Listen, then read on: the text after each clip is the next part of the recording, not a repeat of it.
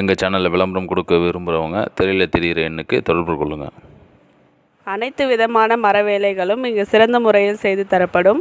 மேலும் விவரங்களுக்கு திரையில் உள்ள எண்ணிற்கு தொடர்பு கொள்ளவும்.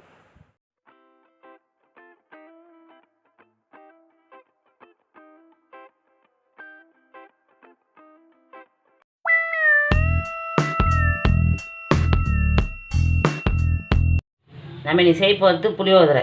அதுக்கு தேவையான பொருட்கள்: சாதம், கடுகு, கறிவேப்பிலை, எண்ணெய், மஞ்சத்தூள், காஞ்ச மிளகா, கடலைப்பருப்பு, புளி, வேர்க்கடலை, உளுத்தம்பருப்பு. செய்முறை பார்க்கலாம் வாங்க. நம்ம இன்றைக்கி புளியோதரை செய்யறதுக்கு கடாய் வச்சுருக்கேன். இப்போ செய்முறை பார்க்கலாம். இப்போ நல்லா கடாய் காயுது. காஞ்ச வண்டி நம்ம எண்ணெய் ஊற்றலாம். நான் 5 ஸ்பூன் எண்ணெய் எடுத்து வச்சுருக்கேன். நான் 5 ஸ்பூன் எண்ணெய் ஊற்றுறேன். புளியோதரைக்கு நல்லெண்ணெய் ஊற்றிக்கோங்க, நல்லாயிருக்கும் சாதம். அதனால் நான் நல்லெண்ணெய் ஊற்றிட்டேன். எண்ணெய் காய்ட்டேன்னு இந்த வேர்க்கடலை 50 வேர்க்கடலை எடுத்து வச்சுருக்கேன். இந்த வேர்க்கடலை போட்டு இதை வறுத்துடும்.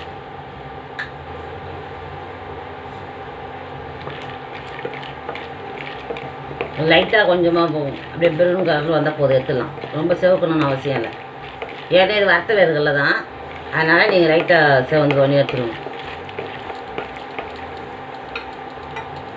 இந்த செடி வந்து எடுத்துருவோம். நான் இப்போ அள்ளிடுறேன். இருக்கேன்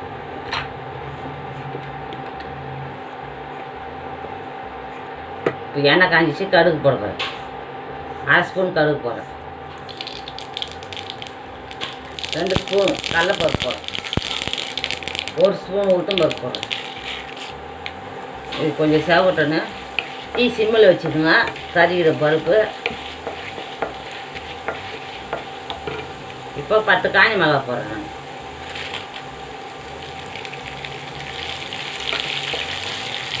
நான் நான் மிளகா கிள்ளி போடல, முழுசாக போட்டுட்டேன். அப்படியே எடுத்து வேண்டாம் வேணா கூட எடுத்து யூஸ் பண்ணிடுவேன். அதனால் நான் 10 காஞ்ச மிளகா போடுறேன். கறிப்பில் போடுறேன்.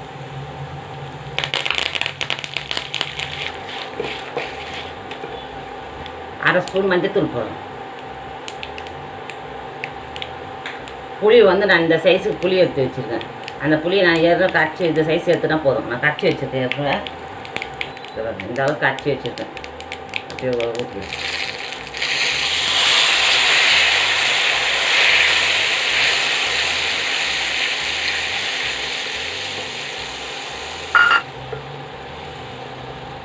ரெண்டு நாள் கெட்டு போகுது. நல்லாயிருக்கும் அந்த புளி சாதம்.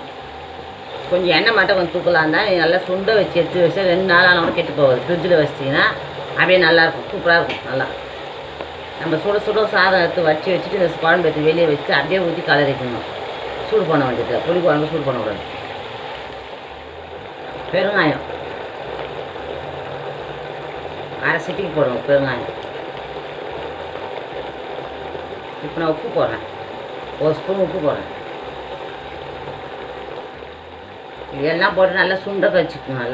நல்லா சுண்டணும் குழம்பு. நல்லா புளி குழம்பு வந்து எந்த அளவு சுண்டுதோ அந்த அளவு குழம்பு நல்லா கெட்டு போகணும்.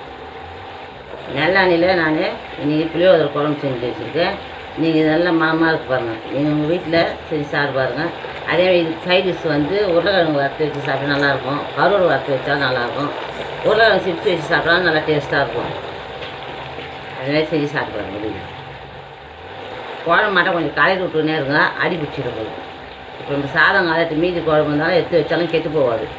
புளி குழம்புன்றதால இந்த குழம்பு செஞ்சு மீதி குழம்புனா மீதி மறுநாள் நீங்கள் சாதம் வச்சு மீதி போச்சுன்னா கூட அந்த சாதம் ஊற்றி கூட இந்த குழம்பு ஊற்றி கலரி வச்சிங்கன்னா காலையில் சாப்பிட்றதுக்கு உங்களுக்கு டேஸ்ட்டாக இருக்கும். இப்போ நான் அந்த வச்சுக்கிற குழம்பு வந்து 4 பேருக்கு சாப்பிட்ற அளவுக்கு நான் செஞ்சுருக்கேன். நீங்கள் நிறைய செய்யணுன்னா கொஞ்சம் புளி உண்டு. அந்த கொஞ்சம் எலுமிச்சை சைஸ் நம்ம புளி காமிச்சோம் இல்லையா, அந்த விட கொஞ்சம் அதிகமாக வச்சுன்னா நம்ம ஒரு 4 பேர் இருந்தால் ஒரு 6 பேர் சாப்பிட்லாம். இப்போ நான் வச்சுக்கிற குழம்பு வந்து ஒரு 4 பேர் சாப்பிட்ற அளவுக்கு நான் வச்சுருக்கேன். இந்த குழம்பு ரெடி ஆகுதுக்கு நமக்கு 10 நிமிஷம் ஆகிடும் மொத்தத்தில். எண்ணெய் மட்டும் கொஞ்சம் நிறைய ஊற்றிக்கோங்க. புளி குழம்புன்றதால உங்களுக்கு எண்ணெய் ஊற்றணும். மேலே புளி குழம்பு எவ்வளோ எண்ணெய் ஊற்றி நல்லா டேஸ்ட்டாக இருக்கும். அந்த அளவுக்கு இப்போ நம்ம 10 நிமிஷம் பொறுத்து பார்க்கலாம். குழம்பு ரெடி ஆகிடுச்சு. இது எண்ணெய் மேலே வரி ஓரம் கற்றுக்கு போகணும். இதுமாதிரி கற்றுக்குனா நம்ம குழம்பு ரெடி ஆகிடுச்சுன்னு அர்த்தம். போதும், நம்ம ஆஃப் பண்ணிக்கலாம். குழம்பு ரெடி ஆகிடுச்சு. இப்போ பாத்திரத்தை மாற்றிட்டு காமிக்கிறேன். இப்போ குழம்பு ரெடி ஆகிடுச்சு. நம்ம சாதம் போட்டு கலரிக்கலாம்.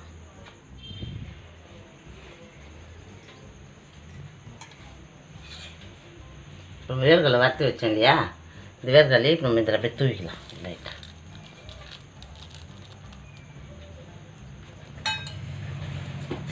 ஃபஸ்ட்டு வேர்க்கடலை கொட்டி நல்லா பல சாதத்தை கலரி வைக்கணும்.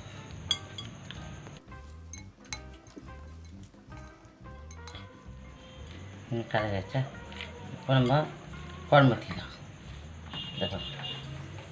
நல்லா கட்டியாக எப்படி இருக்கணும்.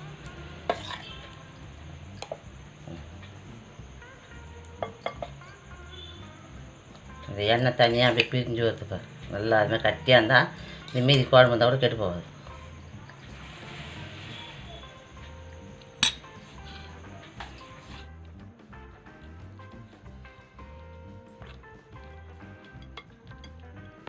சாதம் ஒன்றை மாதிரி கலந்து கலருங்க. நல்லா ஒரு இடத்துல கடம் ஒரு இடத்துல படம் இருக்கும் குழம்பு. அதனால் ஒன்றை மாதிரி கலந்து சுத்தமாக அதான் இப்படி நல்லா கலந்து.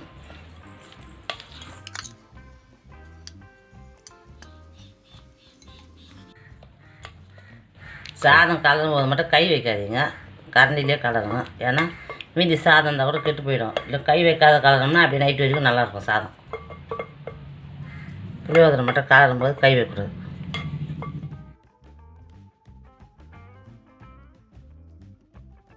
புளியோதரை ரெடி ஆகிடுச்சு. உங்கள் வீட்டிலே செஞ்சு சாப்பிட்டு பார்த்துட்டு எப்படி சொல்லுங்கள், கமெண்ட் பண்ணுங்கள், பெல் பட்டன் எடுத்துங்க, ஷேர் பண்ணுங்கள், சப்ஸ்கிரைப் பண்ணுங்கள். எங்கள் வீடியோ பார்த்ததுக்கு நன்றி. அனைத்து விதமான மர வேலைகளும் இங்கு சிறந்த முறையில் செய்து தரப்படும். மேலும் விவரங்களுக்கு திரையில் உள்ள எண்ணிற்கு தொடர்பு கொள்ளவும்.